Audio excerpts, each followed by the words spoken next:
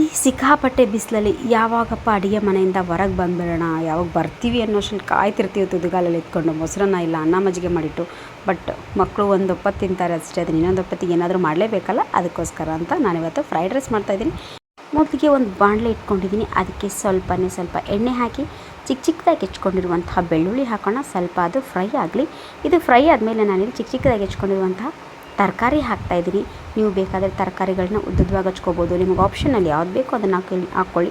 Capsicum, cabbage, ನಾನಿಲ್ಲಿ ಹಾಕಿರೋದು carrot, ಹಾಗೂ ಚಿಕ್ಕದಾಗಿ ಹೆಚ್ಕೊಂಡಿರುವಂಥ ಮೆಣಸಿನ್ಕಾಯಿ ಸಹ ಇದಕ್ಕೆ ಸೇರಿಸಿ ಹಾಕಿದ್ದೀನಿ. ಸ್ವಲ್ಪ ಬೇಗ ಫ್ರೈ ಆಗಲಿ ಅಂತ ಒಂದು ಚಿಟಿಕೆ ಅಷ್ಟು ಉಪ್ಪು ಹಾಕ್ಕೊಂಬಿಡೋಣ. ಇದನ್ನು ಬೇಕಾದರೆ ನೀವು ಒಂದು ವಿಸಿಲ್ ತೊಗೊಂಡು ಸಹ ನೀವು ಇದನ್ನು ಈ ಥರ ಫ್ರೈ ಮಾಡ್ಕೋಬೋದು. ನಾನು ಫ್ರೈಡ್ ರೈಸ್ ಆಗಿರೋದು ಈ ಥರ ಒಂದು 70% ಇದೇ ರೀತಿ ನಾನಿಲ್ಲಿ ಫ್ರೈ ಮಾಡ್ತಾಯಿದ್ದೀನಿ. ಒಂದು ವಿಸಿಲ್ ತೊಗೋಬೋದು ಅಷ್ಟೇ. ಓಕೆ, ನೋಡಿ ಚೆನ್ನಾಗಿ ಫ್ರೈ ಆಗಿದೆ. ಇದನ್ನು ಮಾಡೋಕ್ಕೂ ಸಹ ಜಾಸ್ತಿ ಟೈಮ್ ಹಿಡಿಯಲ್ಲ. ಜಸ್ಟ್ ಒಂದು 2-3 ಮಿನಿಟ್ಸ್ ಆದರೆ ಸಾಕು. ಸ್ವಲ್ಪ ಹೇಳಿದ್ಮೇಲೆ ಚಿಟಿಕೆ ಉಪ್ಪು ಹಾಕ್ತಾಯಿದ್ದೀನಿ. ಓಕೆ, ಇದು ಕಂಪ್ಲೀಟಾಗಿ ಫ್ರೈ ಆಗಿದೆ. ಈಗ ಇದಕ್ಕೆ ಮೊದಲೇ ಮಾಡಿಟ್ಕೊಂಡಿರುವಂಥ ಅನ್ನ ನಾನು ಇದಕ್ಕೆ ಸೇರಿಸ್ತಾ ಇದ್ದೀನಿ. 1 ಕಪ್ಪಷ್ಟು ಅನ್ನ ಹಾಕಿದ್ದೀನಿ. ರೈಸ್ ಮಾಡ್ಕೊಂಡಿರುವಂಥದ್ದು, ಉದುರಾಗಿ ಮಾಡ್ಕೊಂಡಿರುವಂಥದ್ದು.